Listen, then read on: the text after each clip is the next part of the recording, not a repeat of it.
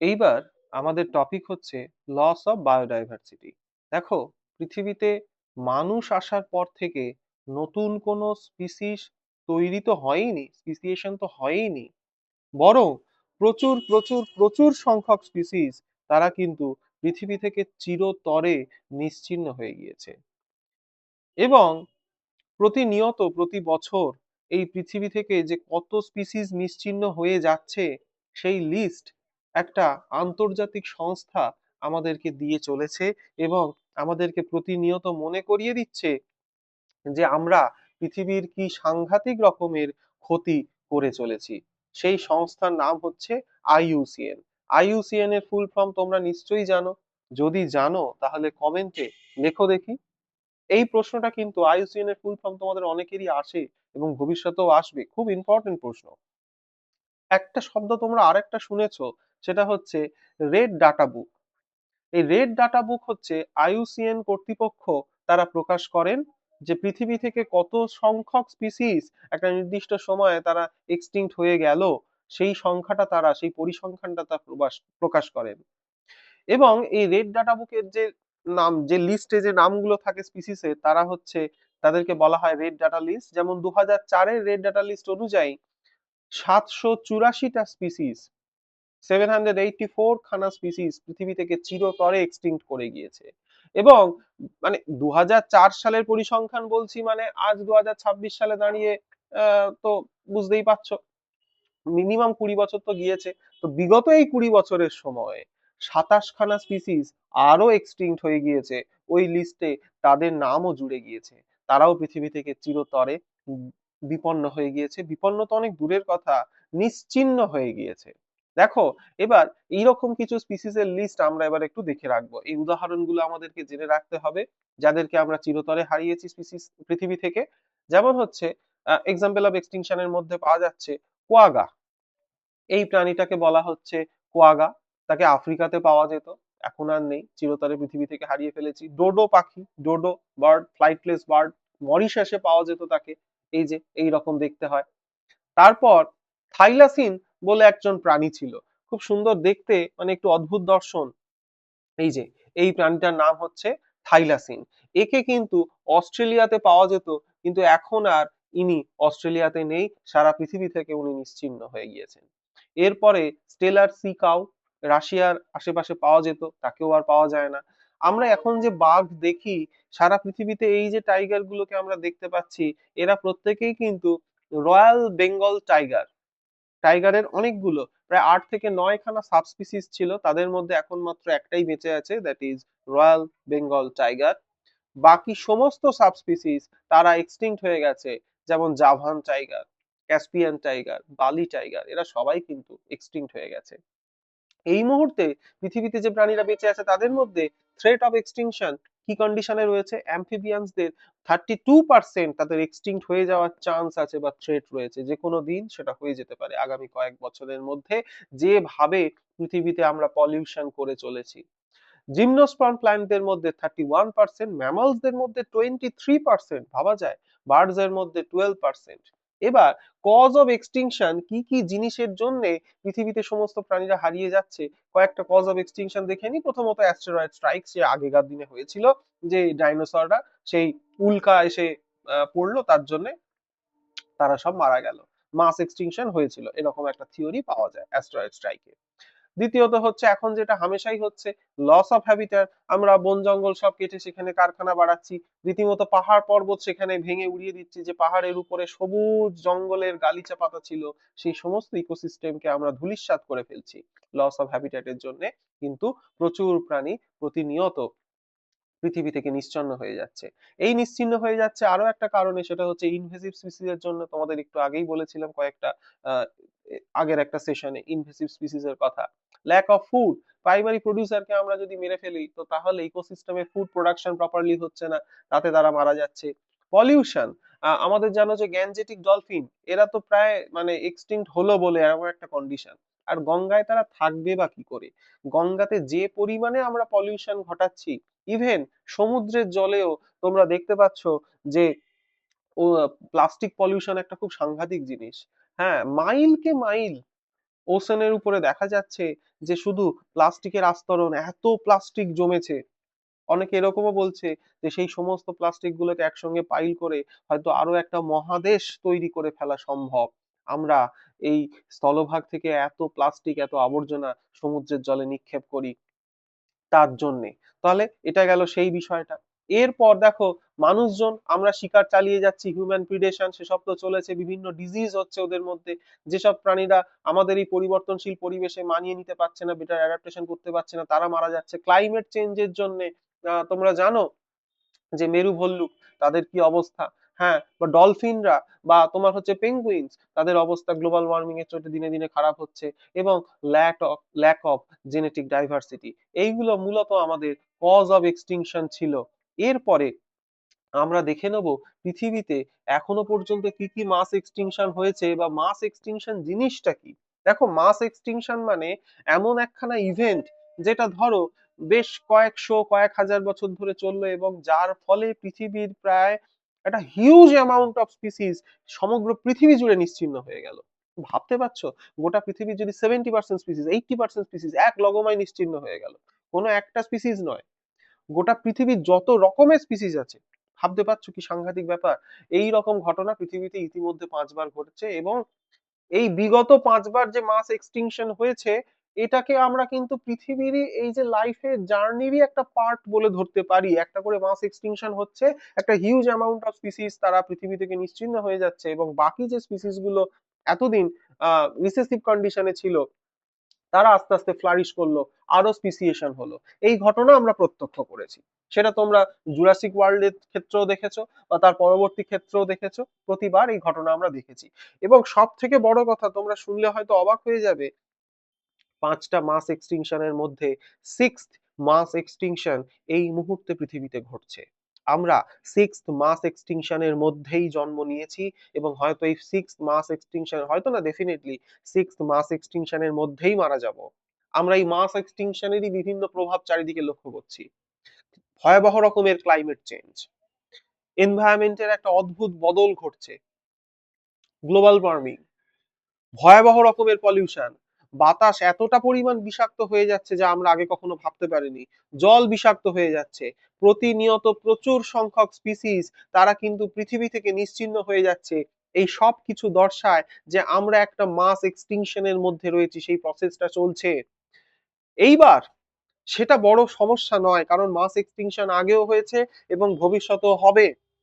যেটা সমস্যা সেটা হচ্ছে আমাদের কার্যকলাপের জন্য এই যে 6 নম্বর বা সিক্সথ মাস এক্সটিংশনের স্পিড বা রেট অত্যন্ত ফাস্ট হয়ে গেছে।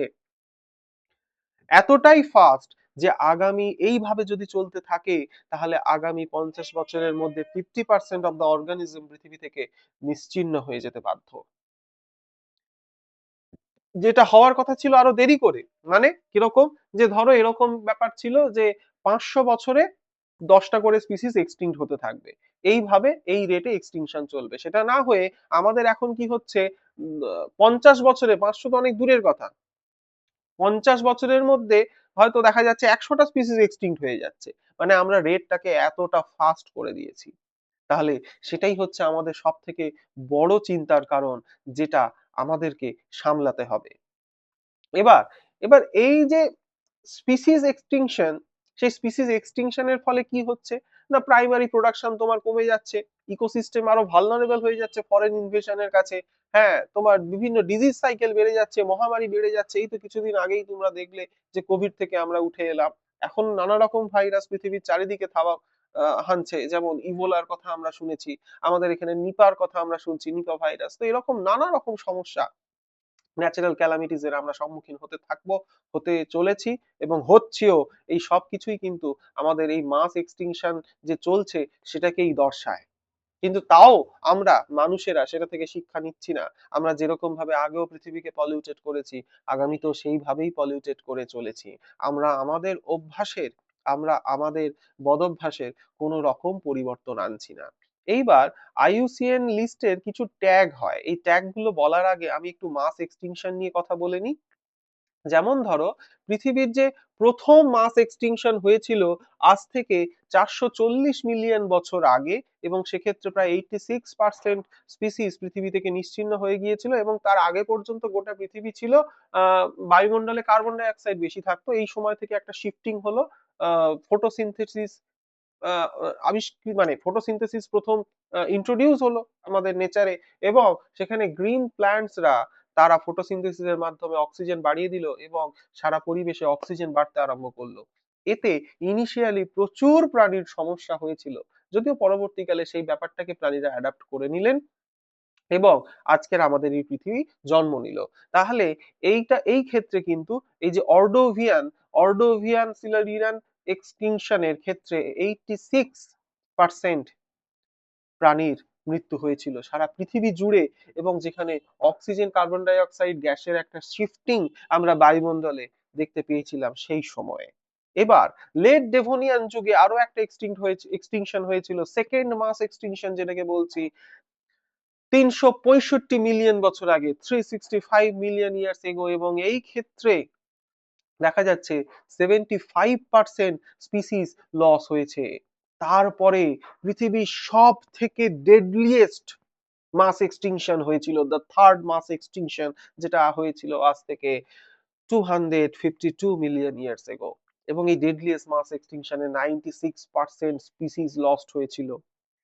এবং এর পরেই হচ্ছে ওই যে জুরাসিক এরার গল্প, এবং সেক্ষেত্রে সেটা হচ্ছে 201 মিলিয়ন বছর আগে, সেখানেও 80% স্পিসিস লস হয়েছিল।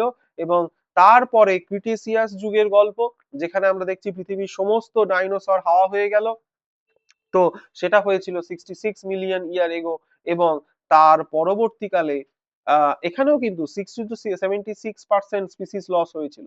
এবং তারপরে আমরা এই মুহূর্তে রয়েছি সিক্স মাস এক্সটিংশনের মধ্যে, যেটা বলা হয়, আজ বিজ্ঞানীরা বলছেন আজ থেকে 11,700 ইয়ার্স স্টার্ট হয়েছিল, এবং এই মুহূর্তে সেটা চলছে।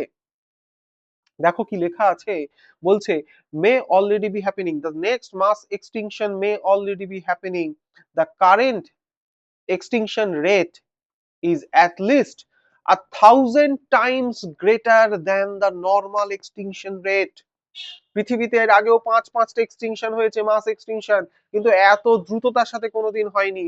আমরা মানুষেরা এই মাস এক্সটিংশনকে এত দ্রুত বানিয়ে দিয়েছি, প্রতিনিয়ত যুদ্ধ করে চলেছি, দুমদাম বোমা ফাটাচ্ছি, পরিবেশের তোয়াক্কা করছি না, ডায়নামাইট চার্জ করছি, বাতাসের পলিউশনের লেভেল প্রতিদিন আকাশ ছোঁয়া হয়ে যাচ্ছে। এখন এই মুহূর্তে আমাদের জল কিনে খেতে হচ্ছে, যেটা কোনোদিন একটা সময় হয়তো আমাদের পূর্বের প্রজন্মরা কোনোদিন ভাবতেই পারেনি যে জলও আবার কিনে খেতে হবে। আগামীর ভবিষ্যতে বা আমরাই হয়তো দেখে যেতে পারবো আগামী দিনে বাতাসও আমাদের কিনে কনজিউম করতে হবে, অক্সিজেনও আমাদের কিনে কনজিউম করতে হবে। সেই দিন অদূর ভবিষ্যতেই আমাদের জন্য আসছে। এরপরে আমরা কিন্তু সেই আইইউসিএন যে সংস্থা বিভিন্ন প্রাণীদের বিপন্নতার কন্ডিশন অনুযায়ী তারা কিছু ট্যাগ দেয়, সেইগুলো আমরা দেখে নেবো। যেমন দেখো, ইএক্স মানে সে এক্সটিংক্ট হয়ে গেছে, তাকে আর কোনোভাবেই পৃথিবীতে আর আনার সেরকম সম্ভাবনা নেই, না ওয়াইল্ডে, না কোনো একটা জায়গায়, কোনো একটা জু আছে সেখানে, কোনো জায়গায় কোথাওই তাকে আর পাওয়া যাচ্ছে না, তাকে পুরোপুরি আমরা নিশ্চিহ্ন করে ফেলেছি, হারিয়ে ফেলেছি পৃথিবীর বুক থেকে, কমপ্লিটলি এক্সটিংক্ট।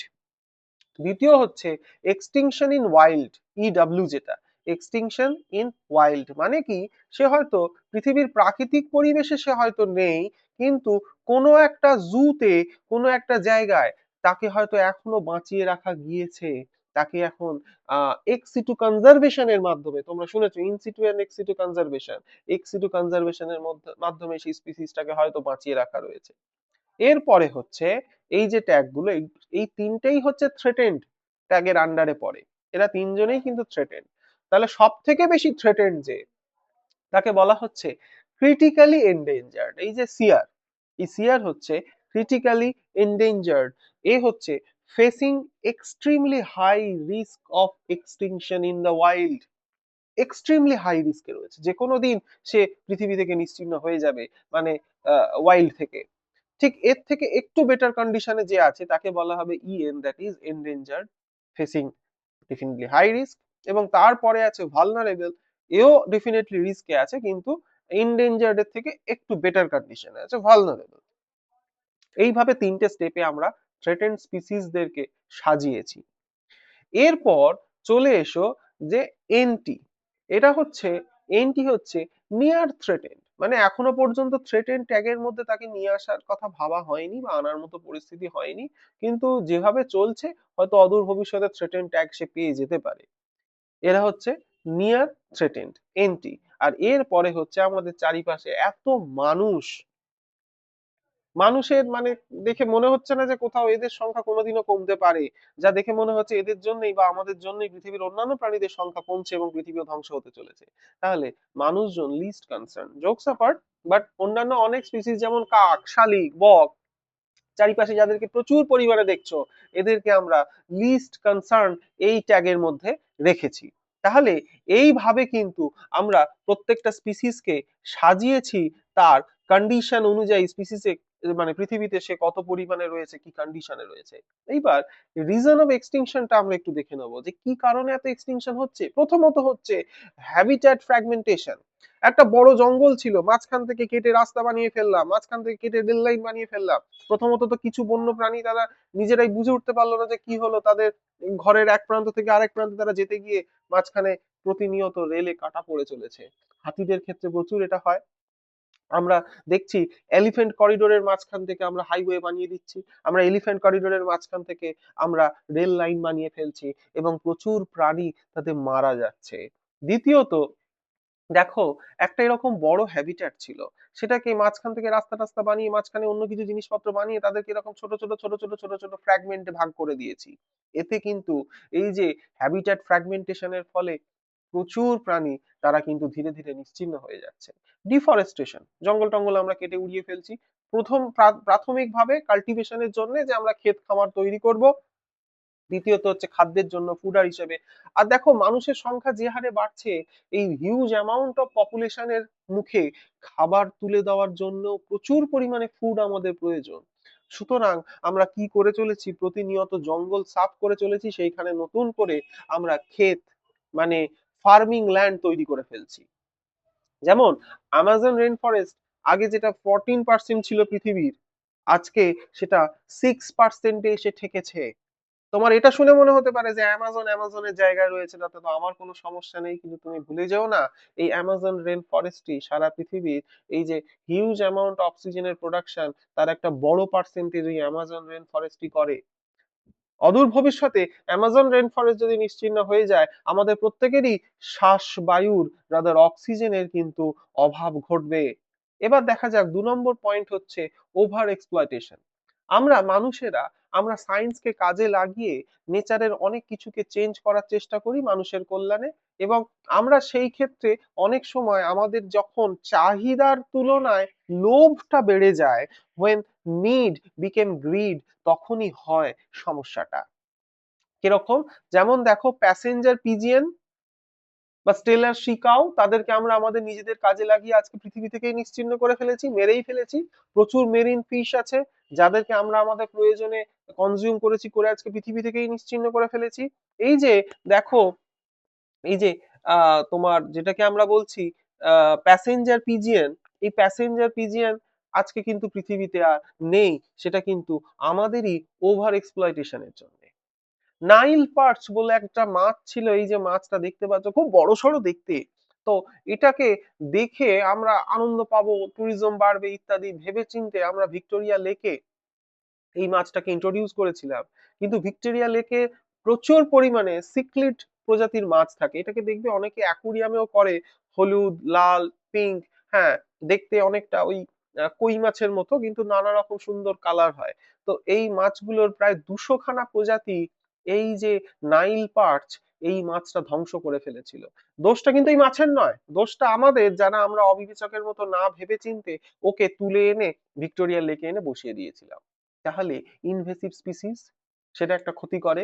আমরা আমাদের ইচ্ছা মতো, ধরো তোমার কোনো একটা গাছ পছন্দ হলো, কোনো একটা প্রাণী পছন্দ হলো, বিদেশ থেকে তুমি বাড়িতে নিয়ে এলে, কিছুদিন পরে আর ভাল লাগছে না, তুমি পাড়ার পুকুরে ছেড়ে দিলে, সেই পুকুরের অন্যান্য প্রাণীকে সে খেয়ে নেবে এবং সেখান থেকে সে আরো সংখ্যায় বৃদ্ধি পেয়ে তোমার সারা এলাকায় ছড়িয়ে যাবে, সাংঘাতিক কাণ্ড হয়ে যাবে। সুতরাং প্রকৃতিকে নিয়ে খেলা নয়, সেটা প্রকৃতি আমাদের বহুবার বুঝিয়ে দিয়েছে। তারপর দেখো, এই সেই পার্থেনিয়াম, কয়েকটা সেশন আগে যার কথা আমরা বলছিলাম, আমাদের চারিপাশে প্রচুর এই জঙ্গল তোমরা দেখবে, এবং এই গাছটা এতটাই ক্ষতিকারক যে যেখানে এই পার্থেনিয়াম হওয়া শুরু হয় সেখানে এর ঝোপ এতটাই বেড়ে যায় অন্যান্য কোনো গাছ আর হতে পারে না। এবং আমাদের জন্যও এটা প্রচন্ড ক্ষতিকারক। বিভিন্ন রকম মাইগ্রেনের সমস্যা, তোমার লাংস এর বিভিন্ন ইনফেকশন, অ্যালার্জির সমস্যা, নানা রকমের সমস্যা হয় এই গাছটা থেকে। এবং এই গাছ প্রতিনিয়ত আমাদের চারিদিকে বেড়েই চলেছে। ল্যান্টানা, হ্যাঁ, তো এরকম নানা রকম গাছ, যেমন আমরা দেখেছি টেরার অফ বেঙ্গল, প্রথম আমরা এখানে এনেছিলাম, এরই সুন্দর সুন্দর ফুল হচ্ছে এটা দেখে। এই টেরার বেঙ্গলের চোটে আজকের পশ্চিমবঙ্গের বা বিভিন্ন জায়গার বিভিন্ন জলাভূমির উপরিতল এই কচুরিপানায় ভর্তি হয়ে যাচ্ছে। এবং এতে কি সমস্যা হচ্ছে, ওপরে যদি কচুরিপানার আস্তরণ তৈরি হয়ে যায় তাহলে নিচে আলো পেনিট্রেট করতে পারে না, জলের নিচে যে সবুজ উদ্ভিদগুলো ছিল তারা মারা যায়, জলের নিচে যে অন্যান্য প্রাণীগুলো ছিল তারাও আস্তে আস্তে মারা যাবে, তাহলে জলের নিচের কোনো ইকোসিস্টেমই আর বেঁচে থাকবে না। আফ্রিকান ক্যাটফিশ আমাদের ইচ্ছা হয়েছে আমরা তুলে নিয়ে ইন্ডিয়াতে ইন্ট্রোডিউস করে দিয়েছি। এবার ইন্ডিয়াতে ইলিগালি ইন্ট্রোডিউস করার ফলে আমাদের এখানকার যে নেটিভ ক্যাটফিশ ছিল তারা মারা যেতে আরম্ভ করেছে। এবার আরো একটা জিনিস হচ্ছে কো এক্সিস্টেন্স। ধরো দুটো স্পিসিস একটা আরেকটার উপরে ডিপেন্ডেন্ট, তাদের মধ্যে কোনো একটা স্পিসিস যখন হার্ম হয় তখন আরেকটা স্পিসিসও নিজে থেকেই মারা যায়। যেমন দুটো ক্ষেত্রে এই ঘটনা দেখা যায়, অব্লিগেটেড প্যারাসাইট এবং মিউচুয়ালিজমের ক্ষেত্রে। দেখো এই যে প্যারাসাইট গুলো সেগুলো যদি মারা যায় হয়তো আমাদের সেইভাবে অতটা সমস্যা হয় না, কিন্তু এই যে মিউচুয়ালিজমের এক্সাম্পলে আমরা যাদেরকে দেখতে পাচ্ছি, যেমন এই যে সি অ্যানিমল, এই সি অ্যানিমন তারা আমরা কিন্তু কোরাল রিফ সব ধ্বংস করে ফেলছি। ফলে সি অ্যানিমন সে যেমন মারা যাচ্ছে, ক্লাউন ফিশও শেষ হয়ে যাচ্ছে। ক্লাউন ফিশের এই হ্যাবিট্যাট কিন্তু ওই যে সি অ্যানিমন বা ওই যে কোরাল রিফটা। তারপর হচ্ছে আমরা এই ফার্মিং এর চক্করে গাছে এত পেস্টিসাইড দিচ্ছি, আমরা এই যে বীজ বা ন্যাচারাল পলিনেটর তাদেরকে কিন্তু নষ্ট করে ফেলছি। প্রচুর প্রচুর মৌমাছি বা ন্যাচারাল পলিনেটর তার যারা পরাগ মিলন ঘটায় প্রতিনিয়ত তারা মারা যাচ্ছে। এবং এরা যদি না থাকে, পৃথিবীতে পরাগ মিলন না হলে ফুল থেকে কোনো ফল তৈরি হবে না। ফল যদি তৈরি না হয় আমরা মানুষেরা খাবো কি, ফুড প্রোডাকশন ভয়াবহ রকম ভাবে কমে যাবে। এ খুবই অ্যালার্মিং একটি বিষয় যেটা আমাদের মাথায় রাখতে হবে। এইবার এই বায়োডাইভার্সিটিকে কনজার্ভ করতে আমাদের হবে, কারণ এই নানা রকম জায়গায় আমরা সমস্যা পাকাচ্ছি। দেখো বায়োডাইভার্সিটি কি কি কাজে লাগছে, ডিরেক্ট বেনিফিট তুমি পাচ্ছ, সেখান থেকে খাবার দাবার পাচ্ছ, জ্বালানি পাচ্ছ, সেখান থেকে নানা রকম ড্রাগস তৈরি হচ্ছে, ওষুধ টষুধ তৈরি হচ্ছে, গাছপালা থেকে নানা রকম জিনিস পাওয়া যাচ্ছে, এটা ডাইরেক্ট বেনিফিট। এবার ব্রড স্পেকট্রিং এর দিক থেকে কি দেখা যাচ্ছে, molecular genetic level of diversity সেইটা আমাদের মানুষের বিভিন্ন গবেষণার কাজে লাগছে। Molecular genetic level of diversity যেগুলো ভবিষ্যতে আমাদের কাজে লাগবে। বিভিন্ন গাছপালা থেকে আমরা নতুন নতুন করে খাবারের সন্ধান করছি, বিভিন্ন নতুন নতুন ধরনের ওষুধের সন্ধান পাওয়ার চেষ্টা করছি।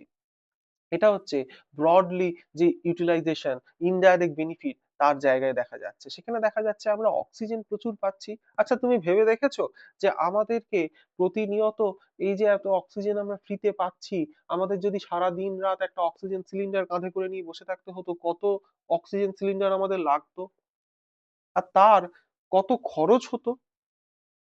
আমরা কখনো হসপিটালাইজড হলে আমরা তখন দেখি যে অক্সিজেন সিলিন্ডারের প্রয়োজন পড়ছে। ওই অক্সিজেন সিলিন্ডারের মধ্যে যে অক্সিজেন থাকে তার প্রচুর দাম। এই অক্সিজেন আমরা ফ্রিতে পাচ্ছি গাছেদের কল্যাণে, কিন্তু তাও কিন্তু আমরা আমরা সেই কৃতজ্ঞতাটা প্রকাশ করছি না তাদের তুলনায়। পলিনেশন পলিনেশন বা পলিনেটরদেরকে মেরে ফেলছি, তাতে কিন্তু ফুড প্রোডাকশন অচিরেই কমে যাচ্ছে। এছাড়া চারিপাশে সুন্দর গাছপালা রয়েছে, তার একটা অ্যাস্থেটিক গুরুত্ব তো রয়েইছে, এবং এথিক্যাল রিজন তো রয়েছে। এথিক্যাল রিজন মানে এই পৃথিবী যতটা তোমার, ততটা একটা ছোট্ট পোকার, ততটা একটা ছোট্ট পাখির, ততটা একটা বনে জঙ্গলের কোনো একটা প্রাণী।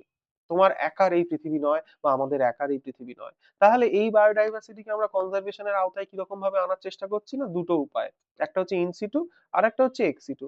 এবার ইনসিটুর গল্পটা কিরকম, যে ধরো কোনো একটা বাঘকে কনজারভেশনের আওতায় আনতে গেলে তার সেই গোটা জঙ্গলটাকে তোমাকে কনজার্ভ করতে হবে, বাঁচাতে হবে। তুমি তাকে তার নিজের হ্যাবিট্যাটেই, তার নিজের বাসস্থানেই তুমি তাকে বাঁচাচ্ছ। এবার অন সাইট কনজারভেশন বলা হয়, এগুলো একটা লং টার্ম প্রজেক্ট, কিন্তু এমন একটা কন্ডিশন তুমি করে ফেলেছো যে ধরো তার বাসভূমি বলে আর কিছু রিমেনিং নেই, বা আজকের তার বাসভূমি থেকে বাঁচাতে গিয়ে ধরো দুটো গাছ পুঁতে তুমি চলে আসবে ভাবছো যে তাহলে তার বাসভূমিটা থাকবে, জঙ্গলটা থাকলে বাঘটা বেঁচে থাকবে। কিন্তু ধরো এতটাই অবস্থাটা খারাপ হয়ে গিয়েছে যে জঙ্গলের আর কিছু অবশিষ্ট নেই, সেই ক্ষেত্রে আর কিছু করার থাকে না, তখন সেই স্পিসিসটাকে চেষ্টা করা হয় তুলে এনে তাকে এক্স সিটু কনজারভেশনের আওতায় নিয়ে আসা। যাই হোক, ইন সিটু কনজারভেশনের আওতায় আমরা কয়েকটা বিষয় সম্বন্ধে দেখে নেব। সেই হটস্পট আমরা একদম শুরুতে আলোচনা করেছিলাম, পৃথিবীর যে নির্দিষ্ট জায়গাগুলোতে বায়োডাইভার্সিটি সব থেকে বেশি, তাকে হটস্পট বলছি। পৃথিবীতে এখনো প্রায় 34খানা হটস্পট রয়েছে এই মুহূর্তে, আগে 25টা দিয়ে শুরু হয়েছিল। ভারতবর্ষের মধ্যে 3টে হটস্পট রয়েছে। ভারতবর্ষের সেই 3টে হটস্পট কি তোমরা প্রত্যেকেই আশা করি জানো, সেটা চাইলে বা তোমরা যদি ঠিকঠাক ভাবে জানো তাহলে কমেন্টে লেখো দেখি। এইবার হটস্পট আমরা কেন বলতো এত কিছু থাকতে হটস্পটটাকেই কনজারভেশনের আওতায় আনছি, তাহলে কি হয় না, হটস্পটের ওই ছোট্ট এরিয়াটাকে কনজার্ভ করলে, সেই যেহেতু সেই ছোট্ট এরিয়াতে অনেক বেশি সংখ্যক স্পিসিস আছে, তাহলে আমরা অনেক বেশি সংখ্যক স্পিসিসকে বাঁচাতে পারবো, অনেক বেশি সংখ্যক স্পিসিসকে কনজারভেশনের আওতায় আনতে পারবো। দেখো, area less than 2% but can stop 30% biodiversity loss. less than 2% এরিয়াকে আমি যদি কনজারভেশনের আওতায় আনি, 30% বায়োডাইভার্সিটি লস বাঁচাতে পারবো, তাহলে আমি তো অবশ্যই এই হটস্পট গুলোকেই টার্গেট করব। সেখানকার বায়োডাইভার্সিটি অনেক রিচ, সেখানে প্রচুর পরিমাণে এন্ডেমিক স্পিসিস থাকে। এন্ডেমিক স্পিসিস কাকে বলে, একদম পৃথক সুন্দর ভিডিও রয়েছে, একদম জঙ্গল থেকে করা ভিডিও, ন্যাশনাল পার্ক থেকে, সিঙ্গালিলা ন্যাশনাল পার্ক থেকে, সেটা তোমরা দেখেছো প্রত্যেকে নিশ্চয়ই, না দেখলে এখনই দেখে ফেলো। এইবার এরপরে আসি হটস্পটের পরে protected area. Wild life sanctuary রয়েছে আমাদের সারা ভারতবর্ষে 448টা, ন্যাশনাল পার্ক আছে 90টা, বায়োস্ফিয়ার রিজার্ভ আছে 14টা। বলতো ওয়েস্ট বেঙ্গলে আমাদের কাছাকাছি কোন বায়োস্ফিয়ার রিজার্ভ আছে? আচ্ছা, শুধু বায়োস্ফিয়ার রিজার্ভেই বা থেমে থাকবো কেন, ওয়েস্ট বেঙ্গলে কি ন্যাশনাল পার্ক নেই? সেটার নামও বা কি হবে, বলতে পারবে কি? লেখো দেখি কমেন্টে। আচ্ছা, ওয়াইল্ড লাইফ স্যাংচুয়ারি, আমাদের বাড়ির খুব আশপাশে কি কোনো ওয়াইল্ড লাইফ স্যাংচুয়ারি আছে?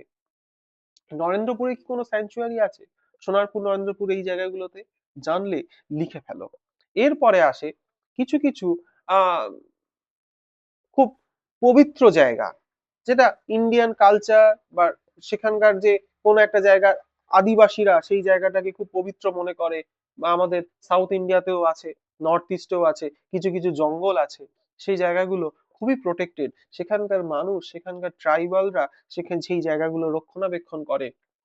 তারা কালচারাল দিক থেকে তারা সেই জঙ্গলটাকেই ভগবান হিসেবে পুজো করে। এবং এর একটা সুবিধা, এরা কিন্তু যেহেতু নেচারকে পুজো করে, এরা কিন্তু নেচারকে বাঁচাচ্ছে। গারো, খাসি, জয়ন্তিয়া হিলস, মেঘালয়ের এই সব রিজিয়ন গুলোতে দেখা যাচ্ছে এই সব প্রোটেক্টেড এরিয়াতে, যেহেতু ওখানকার মানুষ প্রকৃতিকে পুজো করছে, বাইরের মানুষদেরকে ওখানে ঢুকতে দিচ্ছে না, বাইরের মানুষকে ওখানে গিয়ে জঙ্গলকে তছনছ করতে দিচ্ছে না, ফলত দেখা যাচ্ছে এই জায়গাগুলোতে প্রচুর বন্য প্রাণ তারা বেঁচে থাকতে পারছে। এরপরে চলে এসো আরাবল্লী হিলস। সেই আরাবল্লী হিলস আজকে ধ্বংস হতে চলেছে। সেই আরাবল্লী হিলস সেটাও কিন্তু খুব গুরুত্বপূর্ণ রাজস্থানের ক্ষেত্রে। এছাড়াও এরকম প্রচুর জায়গা রয়েছে যেগুলো এই বন্য প্রাণীদের ক্ষেত্রে তাদের শেষ আশ্রয়। এরপরে চলে এসো তোমাদের এক্সিটু কনজারভেশন। এই এক্সিটু কনজারভেশনে আমরা দেখছি সেই প্রাণীটার যদি আর কোনো উপায় না থাকে, তাকে আমরা নিয়ে চলে আসি বিভিন্ন জুলজিক্যাল পার্কে, বটানিক্যাল গার্ডেনে, ওয়াইল্ড লাইফ সাফারি পার্কে, এরকম নানা জায়গায়। এছাড়া কিছু নিউ মেথড যেগুলো থেকে আজকাল খুব প্রশ্ন আসে, যেমন হচ্ছে সিড ব্যাংক, ক্রায়ো প্রিজার্ভেশন। তো এই জিনিসগুলোও কিন্তু এখন নতুন ইন্ট্রোডিউস হয়েছে আমাদের এই বায়োডাইভার্সিটি কনজারভেশনের জন্য। আপাতত এই সেশনটা এখানেই শেষ হলো। কোনো প্রশ্ন থাকলে অবশ্যই কমেন্টে লিখে জানাও।